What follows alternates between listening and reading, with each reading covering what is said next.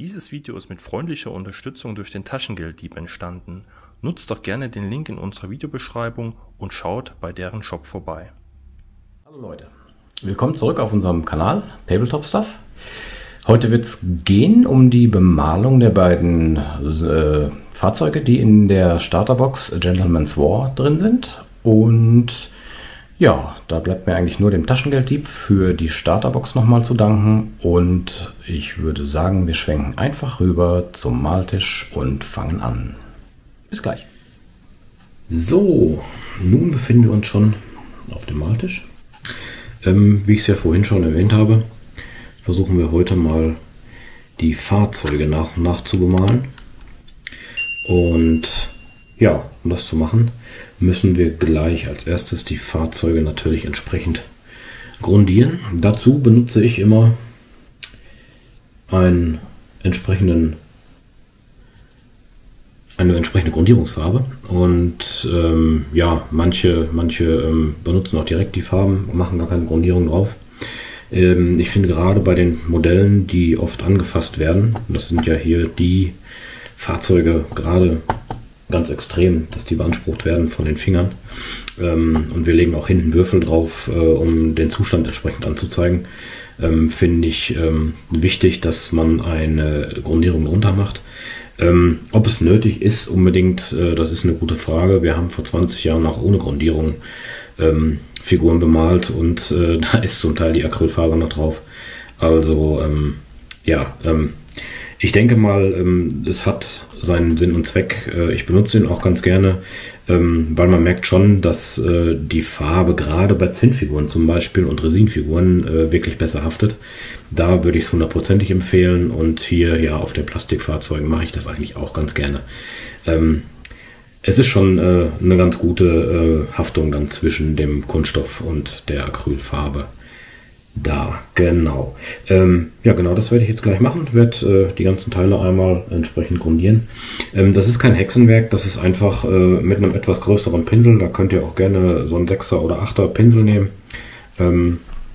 Die entsprechend einfach auftragen und ja, dann einfach trocknen lassen und hinterher dann entsprechend mit den Farben, die man benötigt, weiter vorgehen. Ich habe in diesem Fall jetzt auch schon eine Farbe, die in Richtung der Grundlackierung der Fahrzeuge geht. Die Fahrzeuge selber haben natürlich einen etwas anderen Farbton. Die Deutschen sind ein kleines bisschen orangestichiger, die Britenfahrzeuge sind etwas hellgelber.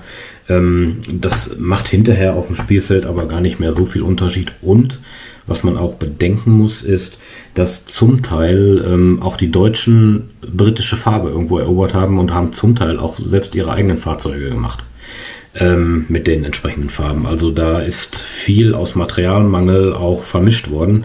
Es gibt sogar eine Abbildung in einem Osprey-Buch, da trägt ein Brite ein deutsches Uniformhemd. Also das scheint sich da unwahrscheinlich vermischt zu haben.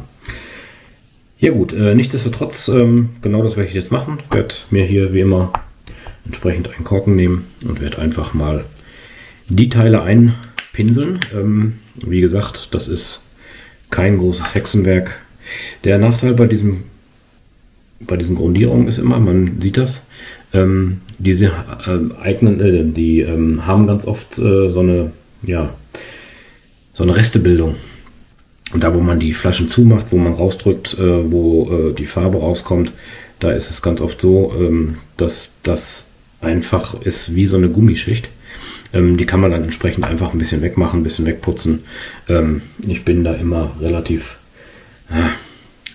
unsauber, was die Dinger angeht. Man muss nur aufpassen, dass die nicht irgendwann mal so verdreckt sind, dass die offen bleiben und eintrocknen. Das wäre natürlich ärgerlich, weil die Farben ja auch alle sehr teuer sind.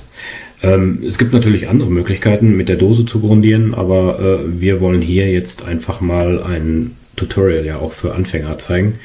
Deswegen alles per Hand und nichts mit irgendwelchen Farbdosen, die man teuer zukaufen muss oder irgendwelchen Airbrush-Grundierern, die natürlich schon auch ihre Daseinsberechtigung haben und auch sehr gut funktionieren. Aber hier wollen wir jetzt wirklich rein mit der Hand alles machen. Wir wollen hier darauf zurückgreifen. Das hier ist also eine relativ große Flasche auch. Die bekommt ihr auch in den üblichen Dropper-Bottle-Größen mit 17 und 18 Milliliter. Da müsst ihr also, um 1-2 Fahrzeuge zu grundieren, nicht tief in die Tasche greifen, sondern da kostet auch diese Grundierung zwischen 3 und 4 Euro. Die solltet ihr allerdings, wie gesagt, bei den Fahrzeugen und bei Zinn- und Resinfiguren auf alle Fälle benutzen. Dementsprechend würde ich euch diese Investition definitiv empfehlen. Von diesem Primer werde ich ganz unten einfach mal entsprechend, den ich benutzt habe, auch die Nummer und so reinschreiben. Und damit ihr wisst, wie ich es gemacht habe. Es gibt am Markt noch viel mehr Hersteller. Ich will mich nicht festlegen. Ich benutze diesen hier gerne, weil ich ihn einfach jetzt auch da habe und damals für das Projekt auch einfach gekauft habe. Dementsprechend keine Produktwerbung, sondern einfach nur den benutze ich. Punkt. Genau. Ja, jetzt schnappe ich mir gleich den Pinsel. Wie ihr seht, habe ich hier auch nur einen Synthetikpinsel, der nichts Besonderes ist. Das ist eine Größe 6. Mache mir einfach ein bisschen von der Grundierungsfarbe, nachdem ich die gut aufgeschüttelt habe, da rein. Und das Einzige, wie ihr seht, der ist auch relativ flüssig. Das Einzige, was ich jetzt mache, ich zeige euch das beispielhaft einmal hier an dem Reifen bzw. an dem Rad. Ich werde dieses ganze Fahrzeug einfach grundieren. Ja, auch da die Stellen, die nicht in der Farbe werden, es ist einfach eine Grundierung. Das ist ja keine Grundfarbe. Das heißt, die Grundfarbe wird im Nachhinein noch aufgetragen. Und wie ihr seht, geht das relativ fix. Einfach einmal grob drauf. Das muss auch gar nicht hundertprozentig decken. Wichtig ist, dass die Schicht geschlossen ist, dass dieser Haftkontakt hergestellt wird zwischen dem Plastik und hinterher der Farbe. Das ist das Wichtige. Alles andere ergibt sich dann beim Malen.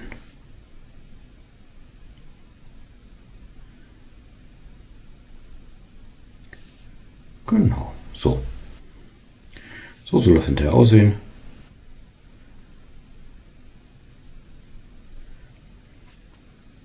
Ist also kein Hexenwerk. Und das Ganze einfach mit allen Teilen machen, trocknen lassen. Und wenn einem das zu dünn vorkommt oder man hinterher noch Stellen sieht, wo es nicht so gut ist, manchmal geht es auch wieder ein bisschen ab. Als Tipp auch, diese Baurahmen kann man vorher auch mit Seifenlauge waschen. Das heißt, einfach ein bisschen Spüli von Mutti oder von der Frau klauen, eine Schüssel mit warmem Wasser und dann diese ganzen Baurahmen vorher, die Gussrahmen einmal abwaschen. Da sind Trennmittel drauf und die neigen schon mal dazu, dass die Grundierung oder der Acryllack, den man da drauf macht, sich wieder in Tropfen zurückzieht. Da kann man halt vorbeugen, wenn man das macht. So, und dann habe ich hier so einen großen Korken von, weiß ich nicht wovon der ist, irgendwie von irgendwelchen Gewürzen war der immer. Da habe ich einfach die Reste von meinem Posterklebe, die ich noch habe, einfach drauf gemacht und da stecke ich dann die trocknenden Teile einfach rein, die ich aufgespießt habe, weil die dann ohne Probleme stehen und nicht einfach irgendwie in der Gegend rumrollen und ich die gegebenenfalls zweimal lackieren muss. Genau, dann stelle ich das einfach hier irgendwo hin, zack, bleibt das da stehen und dann mache ich jetzt einfach mal alles soweit fertig, dass ihr nachher seht, dass das alles grundiert ist. Genau, das ist jetzt meine Aufgabe und dann sehen wir uns wieder. Ein ganz kurzer Zwischenstand von dem, was von der Grundierung jetzt soweit fertig ist. Wie ihr seht, habe ich auf der linken Seite das Fahrzeug schon mal ein bisschen dunkler grundiert. Sprich, das rechte Fahrzeug ist einmal grundiert und das linke ist zweimal grundiert.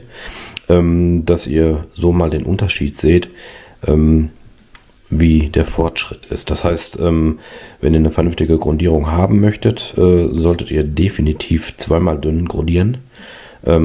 Desto besser habt ihr natürlich entsprechend die Haftung dazwischen. Zum Bemalen reicht eigentlich auch schon die rechte. Das heißt, wenn man ungeduldig ist, kann man da weitermachen. Ich grundiere sie immer lieber vernünftig. Wie gesagt, das habe ich ja gerade schon erwähnt, gerade wenn es darum geht, die Fahrzeuge oft anzupacken, ist eine Grundierung unten drunter ziemlich wichtig, meines Erachtens, und natürlich hinterher dann entsprechend die Versiegelung. Ja, soweit schon mal der Status. Hier auf der Seite habe ich auch schon entsprechend ein zweites Mal grundiert. Genau, das sieht auch schon mal ganz gut aus. Und ja, wenn ich mit dem Grundieren fertig bin, dann werde ich mich gleich wieder melden. Hier habe ich jetzt mal einen Zwischenstand. Ich habe das englische Fahrzeug schon mal vorbereitet mit der Grundfarbe. Die 847 Dark Sand ist da eine ziemlich gute Mischung für.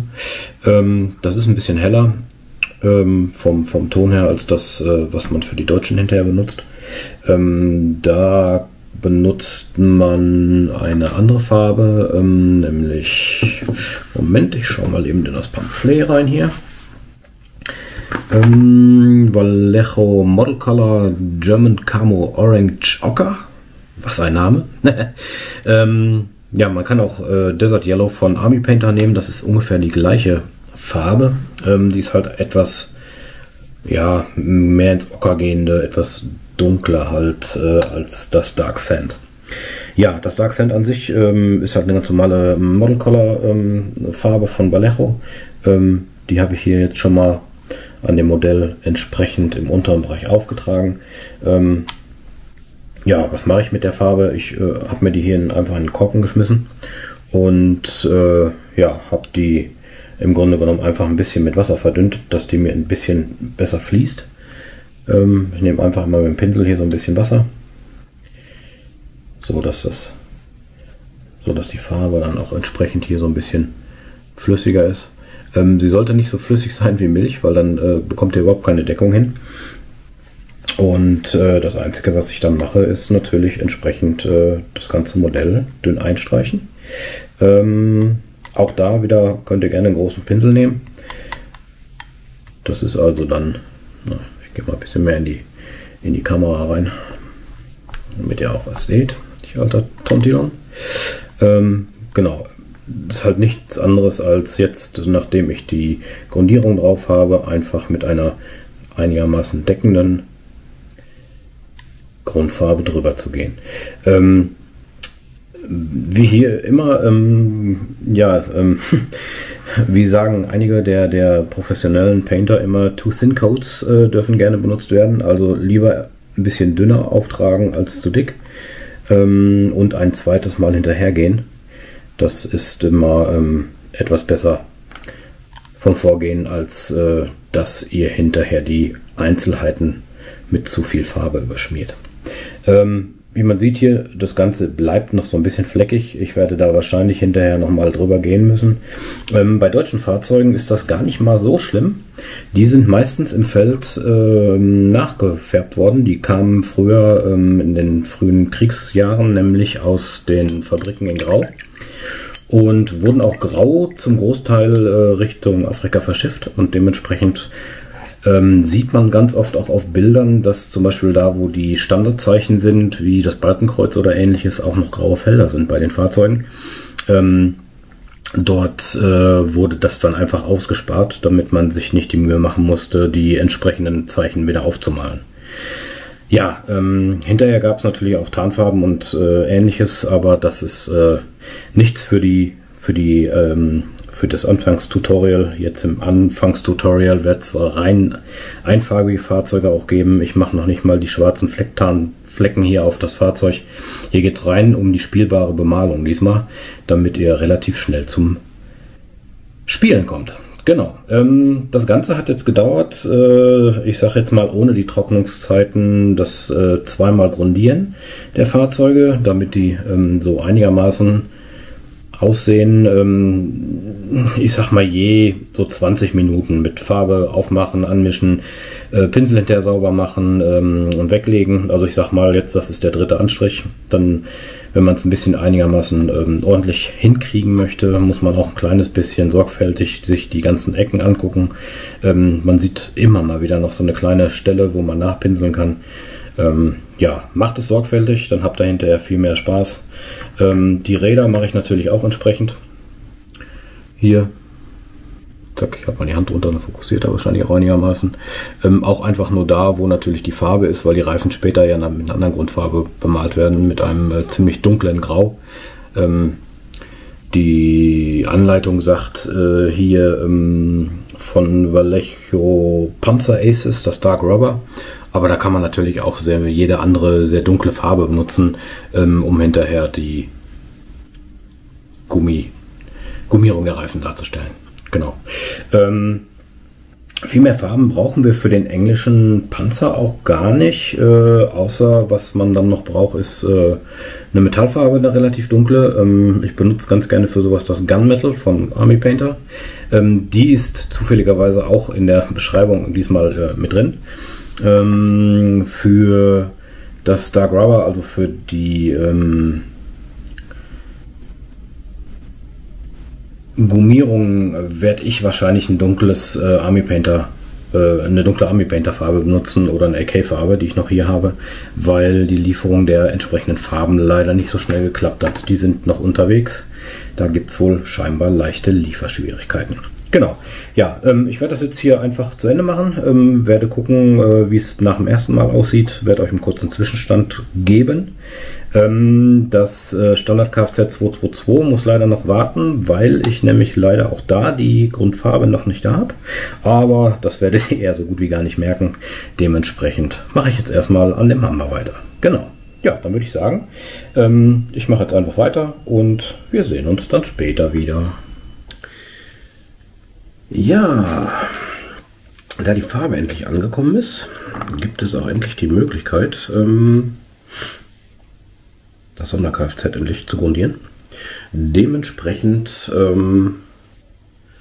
ja, wie ihr hört, ein bisschen verschnupft, aber egal. Die 824 von Vallejo.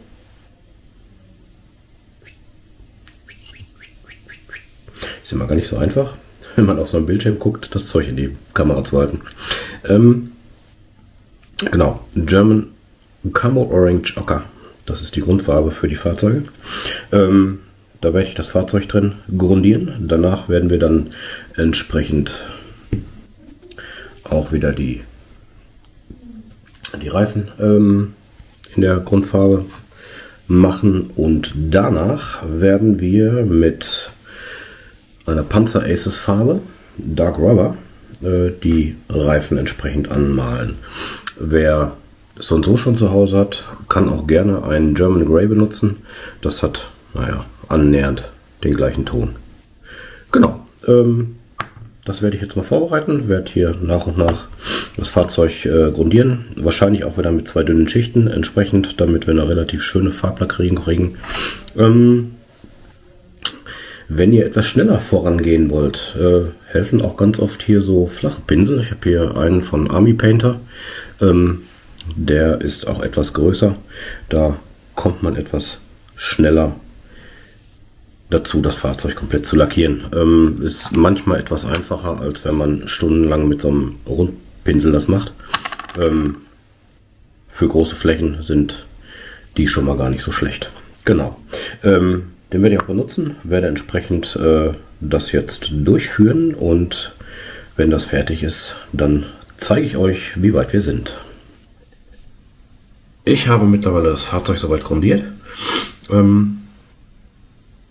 Habe mit einem großen Flachpinsel und mit einem relativ großen Rundpinsel entsprechend gearbeitet.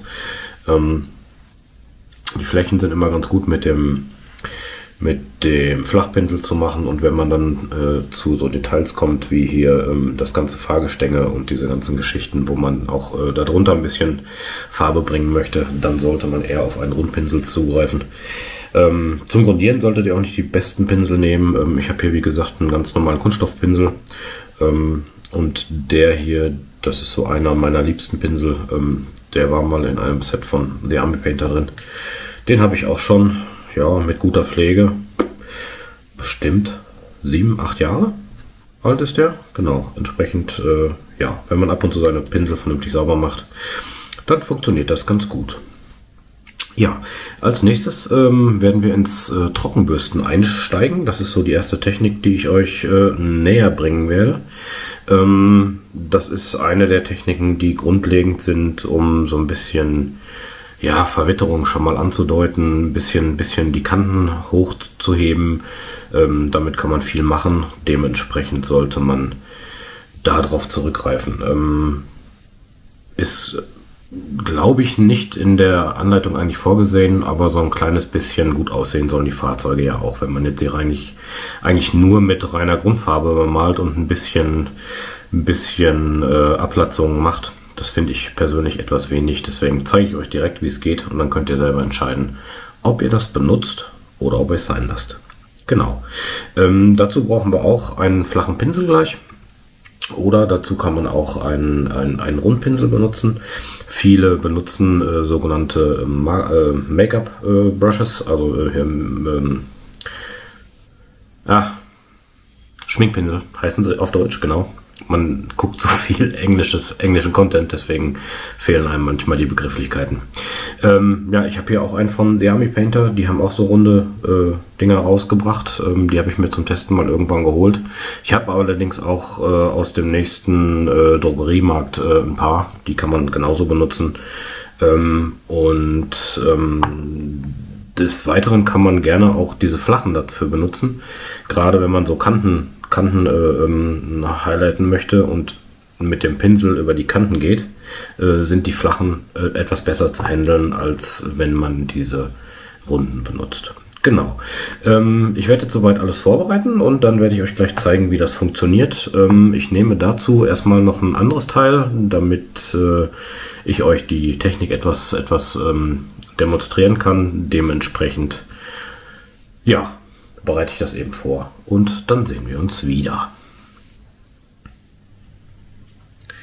Ja, kommen wir einfach mal in einem kleinen Exkurs zum Dreibrushen. Ich habe mal hier eine Figur schnell schwarz grundiert, damit man das besser sehen kann. Man sieht ja, das Schwarz schluckt auch ganz gut das Licht. Dementsprechend sieht man auch die Details gar nicht so gut von der Figur. Das werden wir jetzt gleich ändern, indem wir mit einem Pinsel, den wir in Farbe eintunken, den auf einem Taschentuch, auf einem Küchentuch oder auf einem Zellstoff, was weiß ich nicht, irgendeinem relativ rauen Untergrund, wo man Farbe dran abstreichen kann, wieder trocken pinseln, praktisch, bis kaum noch Farbe rauskommt. Danach mache ich das meistens so, dass ich versuche, auf meinem Finger entlang zu streichen. Sollten natürlich Leute, die irgendwelche Allergien haben, nicht tun. Die sollten sich was anderes ausdenken. Und sehe, wie viel Farbe überbleibt. Ich weiß, ein Kollege von mir zum Beispiel, der hat immer noch so ein altes Modell stehen mit viel Sachen und probiert das an jedes Mal an diesem Modell aus, was an Farbe hängen bleibt. Dementsprechend müsst ihr euch irgendwie eine Möglichkeit suchen, wie ihr das vernünftig testet. Wie gesagt, ich mache es hier so am Nagel oder am Finger, dann sieht man das ganz gut. Danach nimmt man dann sich die Figur und versucht ganz vorsichtig über diese Figur zu streichen, also zu pinseln. Also nicht mit dicken Druck, so wie man das schon mal beim Grundieren oder so macht, sondern einfach nur versucht man ganz vorsichtig über diese Figur von oben nach unten drüber zu streichen und dann bleibt an den Erhöhungen die hellere Farbe hängen. Das ist natürlich auch ganz wichtig. Das bringt nichts, wenn man das mit dunkler Farbe macht. Das bringt nicht den richtigen Effekt. Man muss das immer mit einer helleren Farbe machen, als die Grundfarbe, die unten drunter ist. Sonst sieht es dämlich aus. Genau. Damit werden die Erhöhungen im Grunde genommen gehighlightet. Das ist eine relativ schnelle Möglichkeit, um der Figur so ein bisschen Tiefe zu geben. Das heißt, einen leichten dreidimensionalen Effekt. Den könnte man auch noch mit einem sogenannten Ink hinterher verstärken. Aber was das ist, das zeigen wir euch mal später. Wir beschäftigen uns jetzt diesmal rein nur mit den Farben, dass wir wirklich rein die Farben nutzen, die auch in dem Booklet da sind. Plus natürlich so ein paar kleine Farben, die man als Grundfarben auch immer da haben sollte. Aber wir wollen uns wirklich an das Buch halten, damit wir rein nur mit den Farben arbeiten und nicht noch irgendwelche Zusatzstoffe kaufen müssen. Genau. Das werde ich euch jetzt gleich einmal hier in der Figur vormachen, einfach mit einem bisschen Weiß, damit ihr seht, was für einen Effekt das bringt. Und ja, bis dato kann ich euch ganz einfach mal zeigen, was es noch so an Pinseln gibt. Das sind so alles Trockenbürstpinsel, die ich in meinem Laufe meiner Pinselkarriere noch heile hier habe. Das heißt, sind auch schon einige kaputt gegangen. Mein Lieblingspinsel, der war sogar mal von Games Workshop. Da sind meine ersten Pinsel her gewesen, die ich mir damals gekauft habe. Das war ein ganz kleiner, runder, so ähnlich wie dieser hier, nur viel kleiner.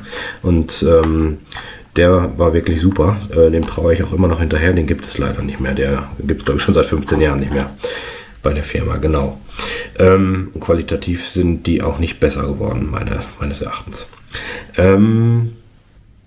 Ja, genau. Hier eine ziemliche Auswahl. Ich habe hier mir irgendwie letztens mal einen Satz gekauft von The Army Painter. Die sind ziemlich gut. Man sieht, die haben alle einen relativ runden Kopf heutzutage. Es kommt immer darauf an, was man damit machen möchte. Das hatte ich ja vorhin schon mal erwähnt. Ob man ja, mehr Kanten highlighten möchte, dann macht man das besser mit einem flachen. Ansonsten, wenn man wirklich so reine Figuren macht, funktioniert das auch ohne Probleme, dass man den nimmt und damit von oben nach unten ran entlang streicht. Manchmal kann es auch sein, je nachdem wie die Falten an so einem T-Shirt zum Beispiel hängen, dass man auch schon mal von links nach rechts machen muss. Aber das müsst ihr dann in dem Fall immer selber entscheiden. Das ist ein bisschen Übungssache. Das werdet ihr nicht bei der ersten Figur sauber hinkriegen. Wie gesagt, ich habe auch schon mal hier so eine Miniatur genommen. Damals habe die einfach schwarz grundiert und habe es ausprobiert, bis ich es so fand, wie es mir gefallen hat. Das ist wieder, wie immer, je öfter man es macht, je besser wird es funktionieren. Das hier ist zum Beispiel ein ganz billiger, ein Schülermalpinsel, hätte ich fast gesagt, aus dem Billigmarkt.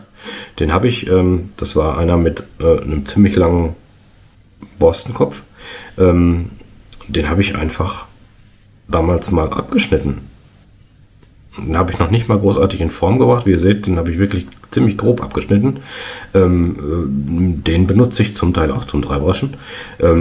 Gerade so Geländeteile, so an Felsen und sowas, wo man schlecht hinkommt mit den etwas dickeren, da benutze ich den ganz gerne. Damit habe ich aber auch schon Figuren gebrascht. Also das funktioniert genauso.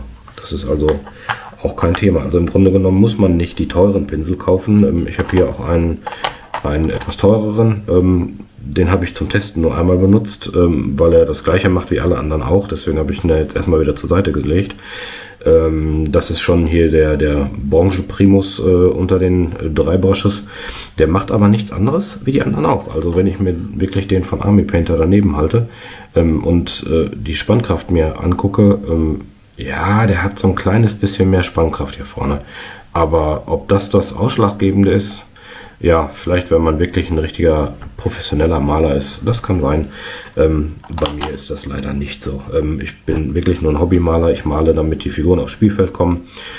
Ich bin also keiner, der für die Vitrine malt, dementsprechend reicht mir sogar dieser hier aus. Der kommt aus einem Drogeriemarkt für keine 2 Euro, ich glaube 1,95 hat der gekostet.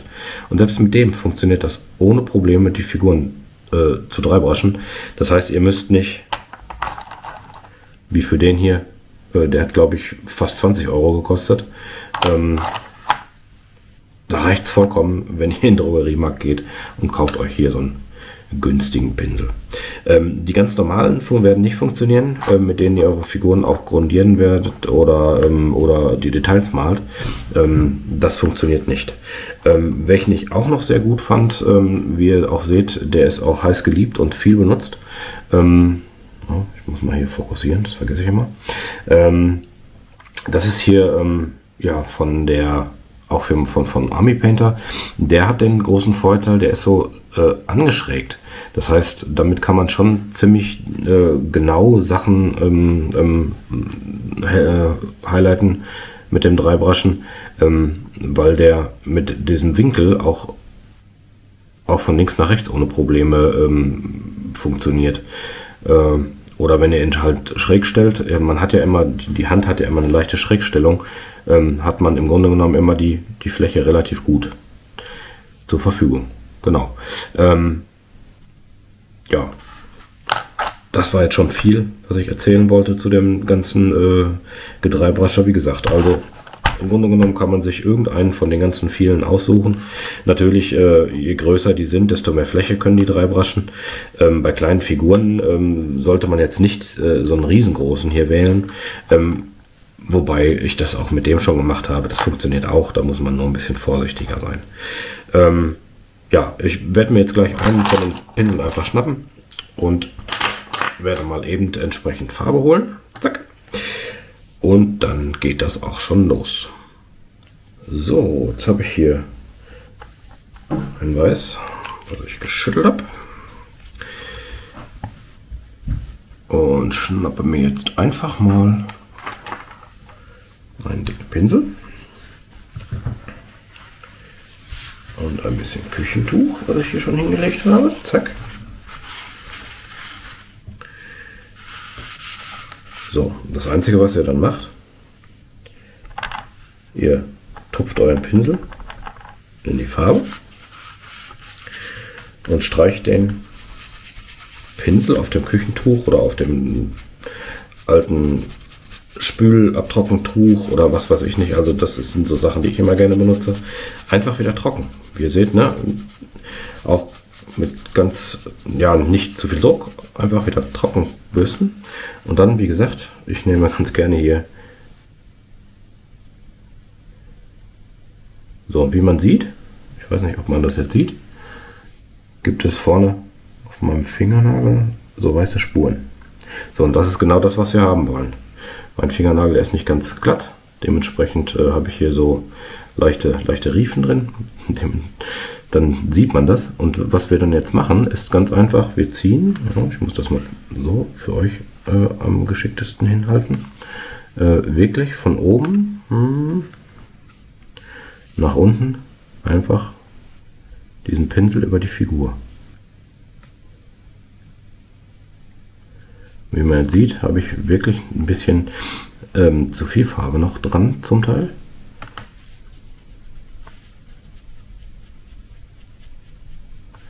Deswegen ist es immer gut, wenn man eine Testfigur oder ähnliches hat und zieht dann jetzt einfach das Pinselchen überall drüber.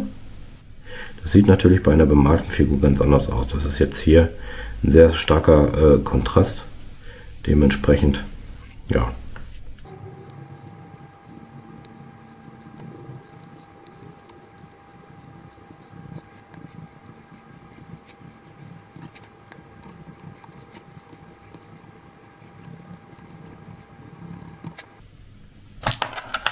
Ups. So, was man jetzt natürlich sehr gut sieht, nachdem man dieses Dreibraschen gemacht hat, dass die Figur wirklich schon sehr viel Tiefe kriegt. Wenn man vorher die schwarze Figur reingesehen hat und schaut sich jetzt diese Figur an, erkennt man ja die Details schon ohne Probleme. Wie gesagt, der Effekt ist jetzt sehr krass, weil man natürlich hier zwei unwahrscheinlich unterschiedliche Farben hat. Das heißt, das Schwarz frisst das Licht, das Weiß reflektiert das Licht. Dementsprechend ist der Kontrast sehr, sehr hoch. Das hat man normalerweise nicht, weil man, ich sage mal, wenn wir das deutsche Fahrzeug haben, haben wir diese Grundfarbe und dann würde ich highlighten hiermit. Das heißt, mit dem Dreibraschen wollen wir ja im Grunde genommen nur die Kantenakzente setzen, die Highlights. Und dementsprechend hat man nicht so einen extremen Unterschied. Genau. Was man jetzt natürlich sieht, der große Nachteil ist, wenn man einen zu großen Pinsel benutzt, haben wir hier im oberen Bereich, was heißt im oberen Bereich, jetzt muss ich erstmal schauen, dass ich euch das genau zeigen kann, haben wir hier im Bereich der Hose und alles, was hinter dem Gewehr ist, das ist noch dunkel. Das heißt, da komme ich mit dem Pinselkopf gar nicht rein. Dementsprechend ist das natürlich besser, wenn man da einen etwas kleineren Pinsel hat. Genau. Ja, müsst ihr nur schauen, dass ihr entsprechend da die Größe habt.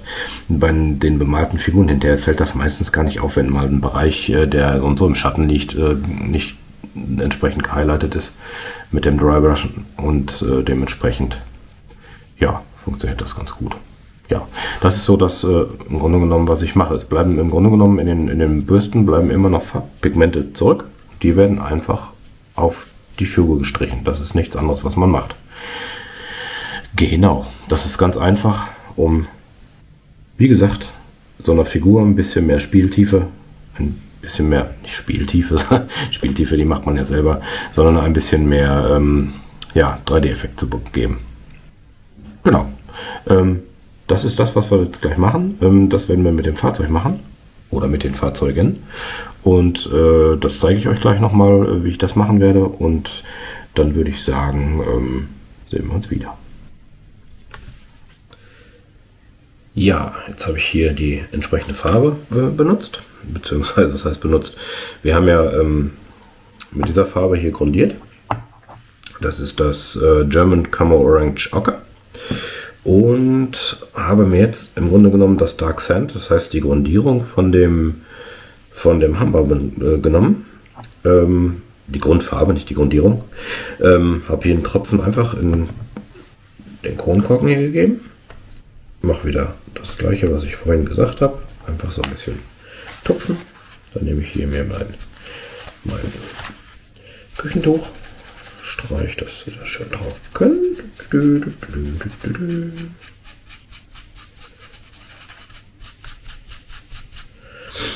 So, was ich jetzt machen möchte, ist ja im Grunde genommen nur von oben nach unten den Pinsel über die Kanten ziehen. Das heißt, dann fangen wir schon an, diese Kanten hervorzuheben.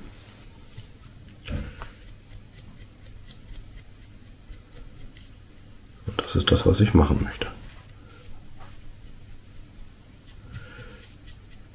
Da in der Wüste ja immer die Sonne von oben kommt und schön immer alles ausbleicht, wollen wir natürlich von oben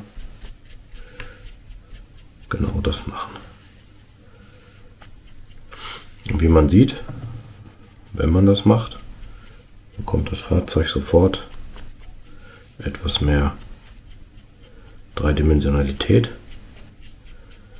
Die ganzen Details stehen etwas weiter vor.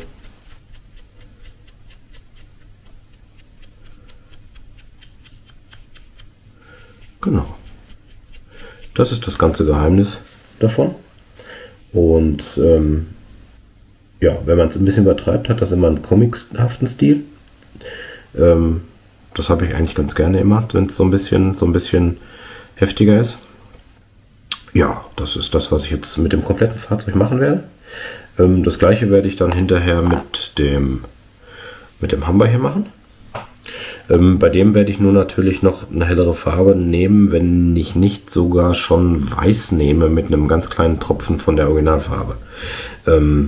Das werde ich dann schauen, wie ich das mache. Das werde ich euch dann aber hinterher nochmal berichten. Dementsprechend bereite ich jetzt erstmal die beiden Fahrzeuge vor und dann sehen wir uns wieder. Nachdem ich die Fahrzeuge jetzt entsprechend gedreibrascht habe, hier das Fahrzeug halt entsprechend mit einem entsprechenden Dark Sand Ton, sieht man, dass man die Kanten schon viel besser sehen kann. Genau. Und das ist genau das, was wir auch wollen. Es ist genauso wie hier die ganzen Schnallen und Ecken und das ist alles so ein bisschen hervorgehoben. Bei dem hellen Fahrzeug habe ich das entsprechend natürlich mit einem entsprechenden Weiß gemacht. Ruhig auch ein kleines bisschen übertrieben. Wir sind ja in der Wüste, viel Licht, viel Verwitterung durch Hitze, durch irgendwelche Partikel. Genau, das ist so ein bisschen das, was man hier alles haben möchte. Ja, als nächstes werde ich jetzt die ganzen Details malen. Sprich, hier habe ich ja schon mal angefangen, als ich noch ein bisschen Schatz über hatte, die Schaufel vorne zu machen. Solche Sachen halt, die metallenen Sachen werde ich entsprechend anmalen mit Gunmetal. Mit einem braunen entsprechend die Schäfte der Holzteile. Hier hinten die Planen, die hier drauf geschnallt sind, die werde ich in einem, hier in dem Canvas mal anmalen. Entsprechend, genau, damit man ein bisschen farbliche Abstufung hat. Das gleiche hier, die Radabdeckung, die ist ja auch aus einem Stoff, auf einer Zeltplane hätte ich fast gesagt. Die werde ich auch in Canvas entsprechend anmalen. Und alles, was mir noch so in Details auffällt und ich anmale, werde ich euch nachher dann noch eben zeigen, damit ihr Bescheid wisst, was für Farben ich wofür benutzt habe. Genau. Hinten die Auspuffrohre bei den Fahrzeugen werde ich entsprechend auch dann in einem rostigen Ton bemalen. Genau, ich habe hier so eine Farbe, die nennt sich Dark Rust. Die kann man dafür ganz gut benutzen. Ist im Grunde genommen ein braunen Ton, der so ein bisschen in Richtung Orange läuft. Genau, um einfach ein bisschen Rost darzustellen, dass das rostig sein soll. Genau, das werde ich jetzt nach und nach machen. Und, jetzt verschiebe ich hier die ganze Matte. Und wenn das entsprechend fertig ist, werde ich mit den Verwitterungen anfangen. Genau, das sollte dann auch schon fast der letzte Schritt sein vor dem Versiegeln des Fahrzeugs. Wer die Decals natürlich nicht aufbringen will, überspringt diesen Schritt einfach und macht mit der Verwitterung weiter, die nach den Decals im Grunde genommen zum Tragen kommt. Das ist jetzt erstmal der Schritt halt, um diese Decals, Wasserschiebbilder heißen sie in Deutsch, oder Wasserschiebebilder, entsprechend aufzutragen oder aufzubringen und ja, wie gesagt, optional. Das Modell ist jetzt entsprechend hier vorne lackiert. Das habe ich an den beiden Seiten und hinten an dem Bereich, wo der Decal aufgebracht wird, auch gemacht. Ich zeige euch das hier vorne einmal exemplarisch, wie das funktioniert. Ich habe einmal hier die Decals entsprechend ausgeschnitten. Jetzt fällt er natürlich auch falsch rum. Auch hierfür benutze ich wieder entsprechend einen Kronkorken als Gefäß. Habe hier eine kleine Pipette. Dazu mal ein Tipp. Bei dem großen Online-Versandhändler gibt es übrigens solche Glaspipetten. Die sind etwas ökologischer als die aus Plastik. Die haben hier oben einfach nur so Gummidingen. Da habe ich für 10 Stück, glaube ich, 6 Euro bezahlt. Und die kann man mit einer Bürste auch entsprechend wieder sauber machen. Das heißt also, die muss man nicht, wenn man Farben mit aufgesogen hat oder ähnliches, wegschmeißen. Sondern da gibt es dann hier so ein kleines Bürstchen zu und dementsprechend kann man die dann sauber wieder reinigen. Ist ein bisschen ökologischer, finde ich vom Zug erstmal etwas besser. Ja, dann habe ich mir hier entsprechend ein kleines Glas mit ganz normalem Leitungswasser besorgt und werde jetzt dieses Wasserschiebebildchen einfach mal einweichen. Das dauert immer so gute 60 Sekunden, bis sich das dann löst. Und von dann kann man das ganz einfach mit einem Pinsel vorne auf die Fläche schieben und entsprechend positionieren. Danach lässt man das so ein bisschen trocknen und geht dann im Grunde genommen nochmal mit Klarlack oben drüber. Und hinterher, wenn man alles fertig hat, nochmal entsprechend mit einem entsprechenden Mattlack. Und danach sieht man auch gar nicht mehr, dass das ein Schiebebildchen ist. Da denkt man, das ist aufgemalt. Ja, das ist so der kleine Vorteil. Jetzt suche ich gerade meine Pinzette. Die ist hier. Genau.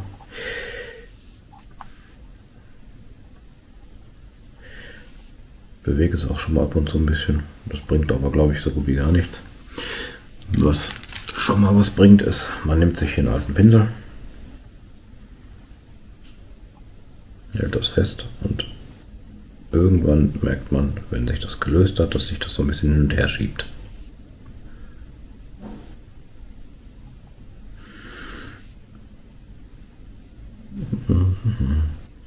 Bitte, jetzt löst sich das schon. Na, noch nicht.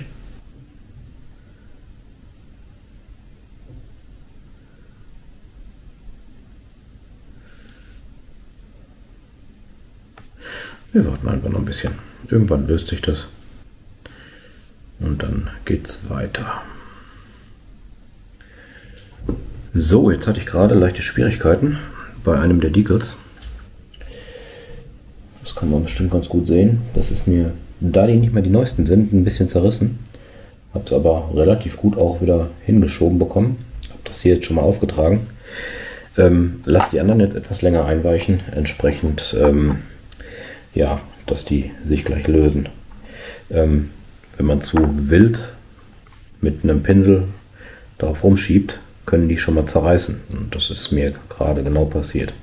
Genau, ich werde jetzt gucken, dass das irgendwann mal hier in irgendeiner Weise abgeht und dann hole ich euch gleich wieder dabei. So, da die deutschen Decals schon etwas älter sind, scheinen die sich sehr schlecht zu lösen. Ich habe aber hier für das britische Fahrzeug schon mal einen vorbereitet. Ich streiche jetzt einfach hier die lackierte Fläche ein kleines bisschen mit Wasser ein, was ich noch am Pinsel habe. Und auf dem Dingen sieht man, kann man das hin und her schieben. Das Einzige, was ich jetzt mache, ist ein bisschen schwer zu erreichen, damit ihr das seht. Ich schiebe das Decal einfach da drauf, lege das Trägerpapier einfach weg und schiebe dann mit meinem nassen Pinsel den Decal einfach so hin, wie ich den haben möchte.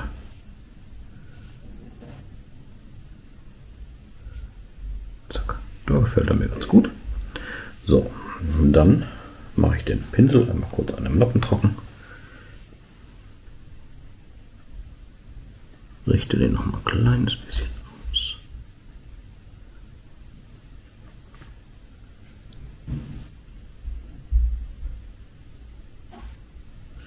Und das war's schon. So lassen wir es trocknen. Und wenn es trocken ist, machen wir den Klarlack drauf. So, das Decal ist jetzt trocken. Das Einzige, was ich jetzt mache, ich nehme mal wieder ein bisschen Klarlack, gehe hier nochmal drüber und das lassen wir dann trocknen.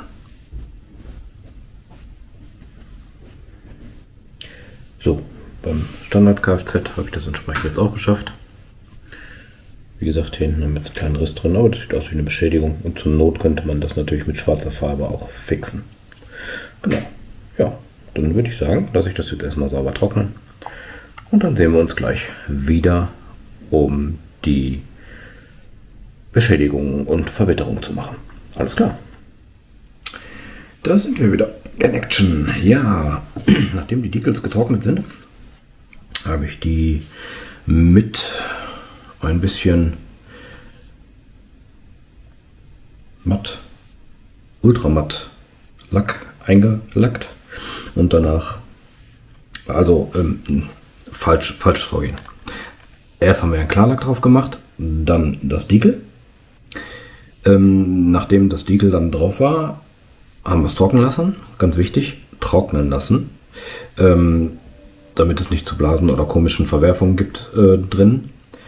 Danach habe ich dann nochmal eine Klarlackschicht glänzend aufgezogen und danach, nach dieser Versiegelung, das habe ich trocknen lassen und dann den ultramatten Lack oben drüber gemacht. Dementsprechend sieht es jetzt auch so aus, als ob es nicht mehr glänzt. Das ist immer ganz wichtig und man sieht auch keinerlei Kanten oder Ecken von den Sachen mehr. Es sieht also aus, als ob es aufgemalt ist. Genau. Ja, als nächstes werden wir jetzt die restlichen Grundfarben auftragen. Ich habe hier schon mal exemplarisch angefangen, die erste Schicht drauf zu machen. Das ist einfach von Vallejo, die Farbe Panzer Aces. die Farbe Canvas von der Panzer Aces Serie, so. Das gleiche habe ich bei dem britischen Fahrzeug schon hinten bei den Rollen gemacht. Und werde auch dann noch weiterhin die Farben bei den Auspüffen, am Auspuff und an den ganzen Rohren, die verrostet sind, nach und nach auftragen. Und da habe ich auch eine entsprechende Farbe irgendwo rumfliegen, die nennt sich Dark Rust. Finde ich nur gerade nicht, die suche ich gleich raus. Und werde einige Details auch noch so ein bisschen machen. Vielleicht ein oder zwei der Kanister noch ein bisschen in einer anderen Farbe gestalten. Die Werkzeuge entsprechend mit Holz und Metall versehen. Und an der Kanone, die Kanone hat ja hier das entsprechend das MG und die Kanone selber, die werde ich in Gunmetal absetzen. Das sind so diese Kleinheiten jetzt, die man machen muss. Genauso wie die Kanone hier im oberen Bereich. Die ist auch metallfarben, genauso wie hier der Anfang vom MG. Hier hatte ich schon einmal angefangen, was schwarz zu machen an der Schippe. Und sind halt so Kleinigkeiten, die man jetzt machen muss. Das werde ich jetzt alles mal nach und nach machen. Und wenn ich damit fertig bin, zeige ich euch das nochmal, wie es dann aussieht. Und ja, danach fangen wir dann mit der Verwitterung an. Die Verwitterung, dafür brauchen wir nachher so ein Blisterschwämmchen. Das zeige ich euch dann, wie das funktioniert. Und im Grunde genommen brauchen wir dann nur 2 Farben noch. Dazu kann man entweder das dunkle Schwarz nochmal benutzen, was man benutzt hat, um die Reifen zu färben. Oder ich habe hier auch noch ein Dark Rubber. Das funktioniert im Grunde genommen sehr ähnlich. Weil die Farben sind so gut wie die gleichen, wenn man sich das anguckt. Genau. Ich würde auch immer empfehlen, wenn man nicht ganz so viel Geld hat, sich eine der beiden Farben nur holen. Ne? Sind jedes Mal knapp 3 Euro, die man ausgibt. Dementsprechend spart euch das. Muss man nicht haben. Ja, ich schnappe mir gleich meinen Pinsel, werde die ganzen Details anmalen, werde euch zeigen, was ihr dann auch für Farben dafür entsprechend braucht. Wenn ihr von die Farben wissen wollt, unten in der Beschreibung ist auf alle Fälle auch die Farbliste, mit welcher Farbe ich was bemalt habe, damit ihr genau wisst, wie ihr vorgehen könnt, wenn ihr genau die gleichen Farben benutzen wollt. Alles klar. Ja, dann würde ich sagen, hau ich mal rein hier mit dem Malen und dann sehen wir uns gleich wieder, wenn die Grundfarben alle fertig sind. Ich habe jetzt das Fahrzeug soweit mit den Grundfarben versehen. Das heißt, ich habe hier im hinteren Bereich mit der Farbe Canvas heißt es. Genau. Von Panzer Aces. Erstmal hier die Kamera halten, zack. Genau. Die Zeltbahn entsprechend bemalt, ab mit einer Panzer Aces Dark Rust. Das ist ein Schokoladenbraun, im Grunde die Lederriemen gemacht. Hab mit der Farbe Gunmetal dann entsprechend die Metallteile angemalt. Genau, und das war es soweit bei dem Fahrzeug auch. Ich habe dieses Dark Rust auch gleich für die Holzteile benutzt, da wir ja nicht so viele Farben am Anfang kaufen wollen, und habe auch im unteren Bereich hier das Fahrzeuggestänge und den Auspuff entsprechend mit dem Dark Rust eingepinselt. Genau, das sind so die Maßstäbe, die ich genommen habe dafür. Ja, jetzt haben wir ja vorhin die Kanten schon mit einer helleren Farbe gehighlightet. Jetzt haben wir noch das Problem, was mir gar nicht gefällt, ist einfach die Tiefen. Das Fahrzeug hat noch keine Tiefen. Eigentlich wollte ich das nicht zeigen, aber optional zeige ich euch noch eine weitere Technik, die im Grunde genommen die Tiefen hervorholt. Es gibt von der Firma Army Painter, von der Firma Vallejo, von vielen Herstellern sogenannte Inks oder Washes. Das sind im Grunde genommen dünner pigmentierte flüssige Farben, die dann in die Vertiefungen reinlaufen, wie hier der Deckel zum Beispiel ist ja so zweigeteilt. Da könnte das Zeug reinlaufen. Ich zeige euch das jetzt exemplarisch mal an einem Rad und ich werde das Fahrzeug auch damit bearbeiten, weil mir wie gesagt die Tiefe fehlt. Und warum wollen wir es nicht gleich komplett zeigen? Wenn ich es kann, dann kann ich es doch auch einfach mal machen. Ich nehme hier wie gesagt einfach mal das Rad. Das Rad hatten wir ja entsprechend auch ein bisschen gehighlightet mit dem Dreibraschen. Das sieht man hier an den Kanten von der Narbe ganz gut. Und ja, werde jetzt mal zusehen, dass ich mit einem relativ hellen Ton, ich habe eigentlich immer so für Fahrzeuge 3 Stück im Einsatz. Ich lege die mal in die Reihenfolge. Ja, das ist einmal der Softton, das ist ein relativ helles Braun. Dann haben wir einen Darktone, das ist mehr so in schwarz gehende, eine Tusche, die auch sehr flüssig ist. Und wir haben den Strongtone, der ist im Grunde genommen so eine Mischung aus dem schwarzen und dem hellen Braunen, damit wir einen entsprechenden Braunton bekommen. Da in der Wüste alles ziemlich hell ist an Fahrzeugen, benutze ich in der Wüste eigentlich fast nur den Softtone. Auch für die Minis, das heißt die 8er Armee Minis, die ich alle gemalt habe, habe ich komplett nur mit diesem Softtone eingepinselt. Das werde ich euch auch zeigen, wenn ich entsprechend die Malanleitungen für die Miniaturen mache. Genau. Im Grunde genommen habe ich hier wieder meine Chromkorkenpalette. Das Zeug muss auch entsprechend ein bisschen geschüttelt werden, wie bei allen Farben. Und dann macht ihr das einfach hier hinein. Ein Tropfen, 2 Tropfen, das reicht schon. Wie man sieht, das ist ja, relativ zu einer Farbe, relativ dünnflüssig, aber auch so ein bisschen so eine zähe Konsistenz. Ihr könnt das mit Wasser ganz normal verdünnen und dann wird das dünner. Ich mache eigentlich immer bei 2 Tropfen einen Tropfen Wasser dabei. Ich pinsel lieber zweimal drüber und wiederhole den Vorgang, als dass ich mir das einmal zu dunkel mache. Genau.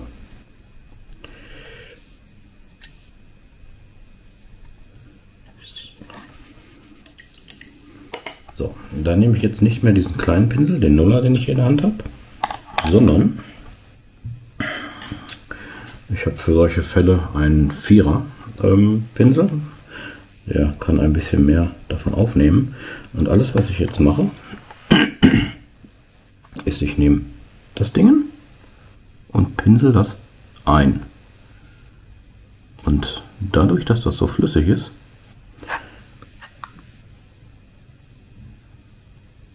sammelt sich das immer in den Niederungen. Das heißt in den Tiefen. Dabei muss man, wenn man zu viel von dem Zeug aufträgt, natürlich ein bisschen aufpassen.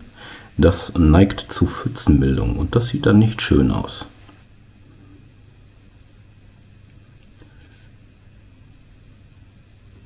Simuliert gleichzeitig so ein bisschen den Dreck, der sich auch so ein bisschen am Fahrzeug sammelt. Macht also im Grunde genommen gleich auch so ein leichtes Weathering. Verwitterung heißt es ja. Wie ihr seht, hier sammelt sich ziemlich viel, dann gehe ich einfach nochmal mit dem Pinsel drüber und der saugt das wieder weg. Ja, und so lassen wir das jetzt einfach mal trocknen. Da eine kleine Blase. Und ja, dann würde ich sagen, seht ihr das gleich nochmal, wenn es getrocknet ist. Jetzt ist die Tusche getrocknet. Der Wash, je nachdem wie ihr das nennen wollt. Und wie man sieht man gleich so ein bisschen, ja, so ein bisschen Verwitterung. Ob das so ein bisschen altgrau so bräunlich abgenutzt ist. Und die Verschmutzung in den Vertiefungen. Genau, das ist im Grunde genommen genau das, was wir wollen. Mit diesem Schritt. Und das habt ihr gesehen, ich habe es ja wirklich nur aufgetragen. Und wenn einem das jetzt zu wenig ist, könnte man noch mal eine Schicht drüber machen. Das kann man ganz einfach zum Verwittern von Fahrzeugen benutzen, um die Tiefen hochzuholen. Und dadurch, dass ich ja mit einem Weiß gehighlightet habe, das heißt gedreibrascht, trocken gebürstet. Ich muss mich mal an die deutschen Sprachkonvention halten. Sieht man durch diese Tusche, dass das eigentlich auch wieder relativ runtergeholt wurde und normalisiert wird. Man sieht jetzt wirklich, dass die oberen Stellen etwas heller sind und unten das natürlich am dunkelsten. Das ist genau den Effekt, den ich erzielen wollte. Ja, und das ist wie gesagt eine optionale Sache, das Fahrzeug gleich nochmal besser aussehen zu lassen. Genau. Wie man sieht, das Fahrzeug selber habe ich gerade auch schon einmal überzogen. Das ist zum Teil noch nass, deswegen kann ich es jetzt nicht anfassen. Und da habe ich es etwas übertrieben, weil ich auch schon schön die Verwitterung darstellen möchte, so gerade hier so im vorderen Bereich. Ich will was Ähnliches hinterher noch mit einer verdünnten Farbe machen, dass man noch so ein bisschen den Staub und sowas noch dazu bekommt. Aber das seht ihr dann auch noch alles. Genau, soweit sind wir jetzt mal mit dem Fahrzeug hier durch. Der nächste Schritt ist, wie gesagt, dann so ein bisschen das Verstauben des Fahrzeugs. Erstmal in die Vertiefung nochmal einfach mit einer ganz hellen gelben Farbe, die man sehr stark verdünnt, wie zum Beispiel hier die Grundfarbe könnte man zum Beispiel nehmen oder vielleicht etwas helleres noch. Oder aus Weiß und diesem Dark Sand hier ein bisschen was mischen und würde dann damit im Grunde genommen so ein bisschen Staubablagerung, Sand und sowas darstellen. Genau.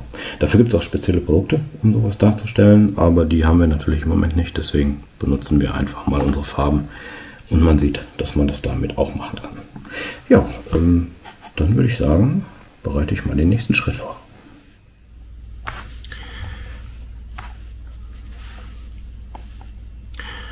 Nachdem ich den Wash jetzt aufgetragen habe, habe ich die Räder schon mal angeklebt. Dementsprechend haben die Fahrzeuge schon mal ihr finales Aussehen.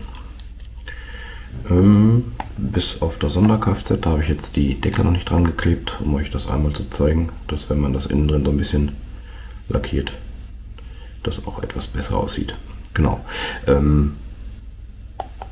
Ja, was wir jetzt noch machen können, sind im Grunde genommen nur noch 2 Schritte. Theoretisch sind die Fahrzeuge jetzt schon so, dass man sie spielen könnte. Heißt, Klarlack drauf, fertig. Das letzte oder das vorletzte, was man machen kann, sind sogenannte Abplatzungen, Battle Damage, wie man es nennen möchte. Da gibt es 2 verschiedene Möglichkeiten. Einmal kann man mit einem kleinen Pinsel die Sachen aufmalen. Das heißt, so Abplatzer oder Roststellen, so kleine Flecken werden halt mit einem ganz kleinen Pinsel aufgemalt. Oder man nimmt hier so einen Blisterschwamm. Oder kann man natürlich auch einen ganz normalen Spülschwamm oder ähnliches nehmen, den man klein schneidet. Wichtig ist, dass er halt so eine Porenstruktur hat. Und den tupft man im Grunde genommen nur in ein bisschen Farbe. Tupft den danach wieder auf einem Zellstofftuch ab. Und geht dann ganz vorsichtig an die Kanten mit dem Ding. Wirklich nur so auftupfen, dann bleiben kleine Flecken zurück und die machen entsprechend dann die ganze Magie. Das ist in dem Booklet auch zu sehen. Auf den beiden Fahrzeugen sind entsprechende Sachen aufgebracht. Das kann ich euch gleich einmal kurz zeigen. Das sieht man hier an der Stelle ganz gut. Hier diese ganzen braunen Flächen, das ist alles nur aufgetupft. Wie gesagt, man kann es mit dem Pinsel machen, es ist aber viel schwieriger, als wenn man das mit einem entsprechenden Schwamm macht. Da geht man wirklich nur an die Kanten oder auf Flächen so ein bisschen, dass man das drauf tupft. Und ja, genau das werde ich jetzt hier euch einmal kurz zeigen, wie es funktioniert. Und danach kommt im Grunde genommen nur noch so ein bisschen Verstauben des Fahrzeugs. Dazu werden wir einfach eine der Farben stark verdünnen mit Wasser und werden das so in die Kanten reinlaufen lassen. Das ist also ähnlich wie so ein Wash, nur dass wir da halt das ganze Fahrzeug so ein bisschen verstauben. Danach wäre das für mich abgeschlossen, das ganze Fahrzeug. Und ja, dann kommt halt noch der Lack drauf. Dann muss man das Fahrzeug noch ein bisschen trocknen lassen und dann ist das schon spielfertig. Ja, dann würde ich sagen, schnappe ich mir mal meine Farbe. den Schwamm, weil damit ist es am einfachsten. Und dann zeige ich euch das einfach. So, ich habe jetzt hier auf der Palette ein bisschen von dem Dark Rust aufgetragen. Das Einzige, was ich jetzt mache, ist wirklich hier das Ding reinstippen. Ich zeige euch das mal hier auf einem weißen Stück. Wenn man das dann ganz vorsichtig auftupft, dann bleiben da so kleine Punkte zurück. Wenn man zu feste auftupft, dann wird es viel. Damit kann man das so ein bisschen steuern, wie man das aufbringt. Ich mache immer erst ganz vorsichtig und werde dann immer ein bisschen mehr machen. Lieber zuerst zu wenig. Einfach hier auftupfen. Wie ihr seht, hier an den Kanten fängt sich das schon. Wenn man das etwas stärker machen möchte,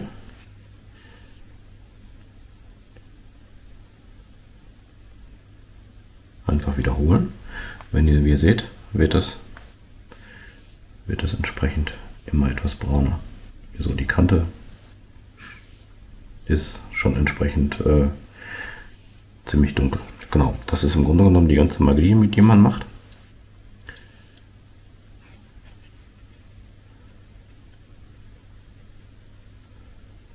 Ja, das ist natürlich mein Finger davor.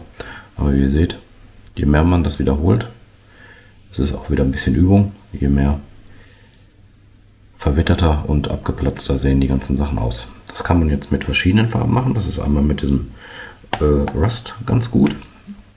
Dann kann man zum Teil auch einfach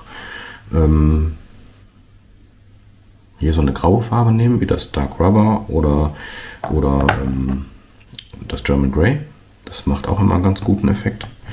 Und wenn man stark verrostete Stellen haben möchte, kann man noch so ein ganz kleines bisschen mit einem dunklen Orange nacharbeiten. Dann sieht das extrem aus, als ob hier auch sehr stark Rost zugange wäre. Gerade in der Wüste rostet es natürlich nicht ganz so stark, weil da nicht so viel Feuchtigkeit ist. Deswegen bin ich da immer ein Freund von so ein bisschen von diesen dunkleren Effekten. Genau, das werde ich jetzt an den Fahrzeugen einfach mal machen. Und wenn ich damit fertig bin, kommen wir dann im Grunde genommen zum letzten Schritt und sehen zu, dass wir das Auto noch ein bisschen verstauben. Aber das ist auch alles nur optional. Wie gesagt, ihr könntet so schon mit den Fahrzeugen spielen. Es reicht im Grunde genommen ja für euch auch einfach nur die Grundfarbe aufzutragen. Zum Spielen ist Farbe immer schön, aber Spielspaß hat man auch, wenn die Fahrzeuge nicht hoch detailliert sind. Ich zeige euch nur die Möglichkeiten und was ihr davon nutzt. Das ist natürlich entsprechend eure Sache. Alles klar, ja, dann mache ich die Fahrzeuge mal fertig mit den Abplatzungen und dann sehen wir uns gleich wieder. Jetzt kommen wir zum letzten Schritt.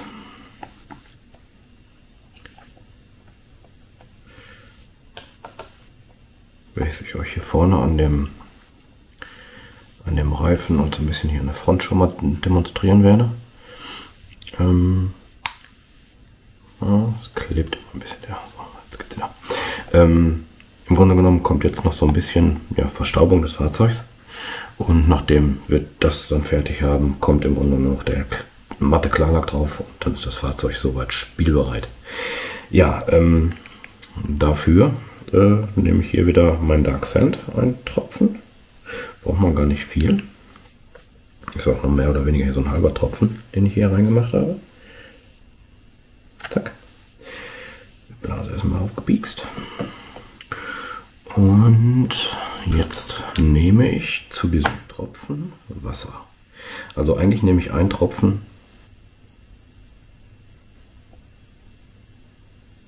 Farbe und 10 Tropfen Wasser. Das ist immer so die Mischung. Da ich jetzt etwas weniger als einen Tropfen habe, mische ich erstmal, ich glaube 4 Tropfen Wasser habe ich jetzt reingemacht. Das soll im Grunde genommen so ähnlich wie so ein Wash werden.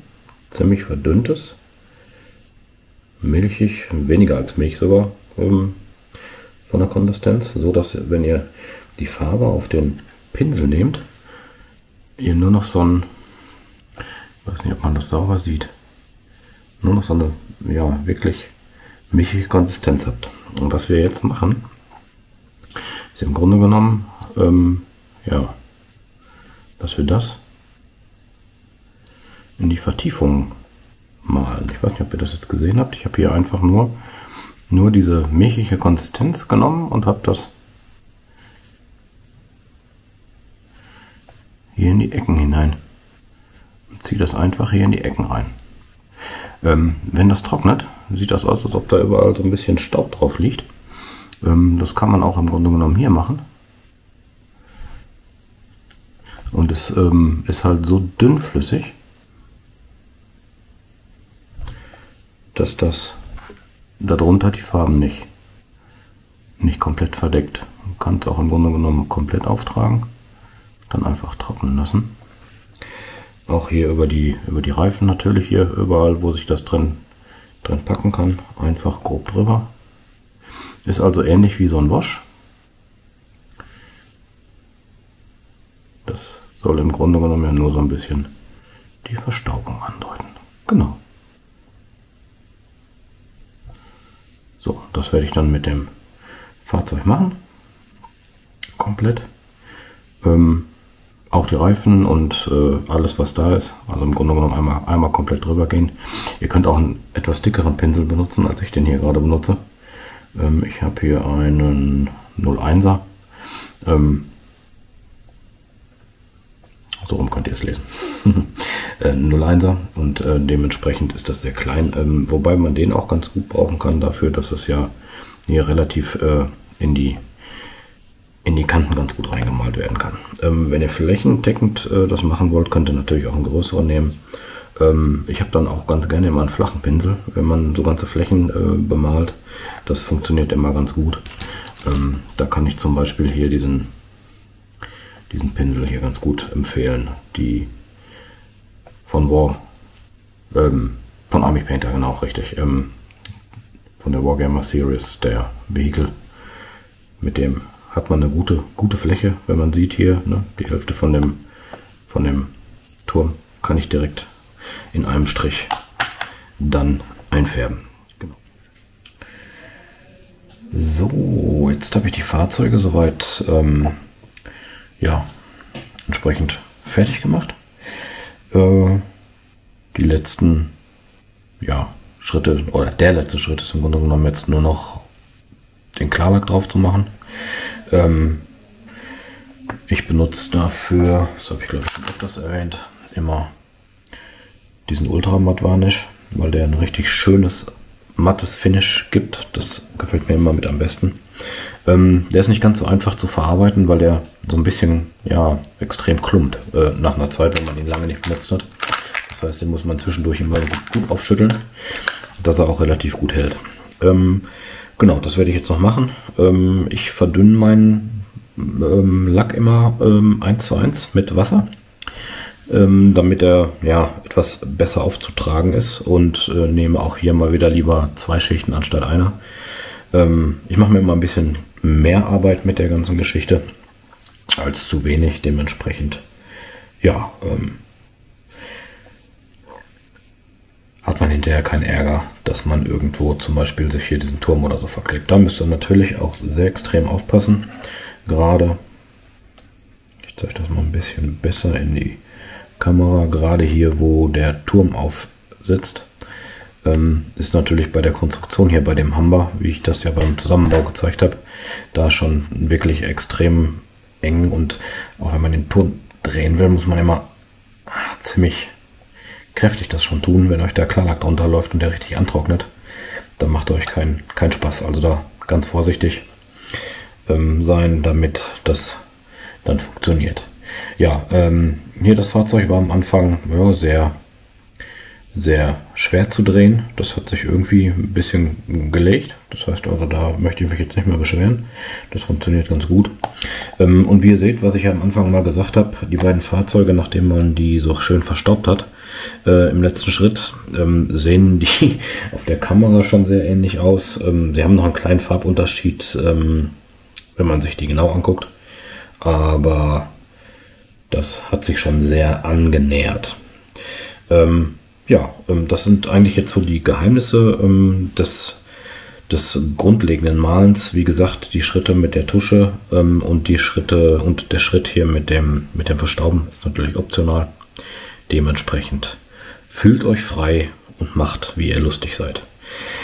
Ja, ich werde jetzt noch eben den Klarlack entsprechend auftragen und danach ist das dann schon fertig. Das werde ich mal in Ruhe jetzt noch tun. Ihr seht jetzt im Moment glänzt das Ganze noch ganz gut. Und wenn das fertig ist, dann zeige ich euch die Fahrzeuge nochmal im Detail. So, hier nochmal die versprochene Nahaufnahme von den beiden Fahrzeugen.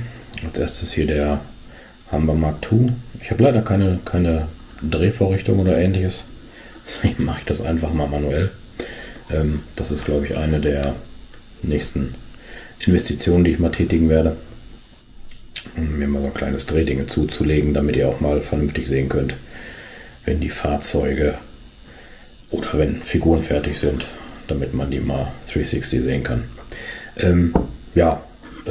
Ist, wie gesagt, ja die ganze Bemalung gar kein Hexenwerk. Hier das Sonder-Kfz 222.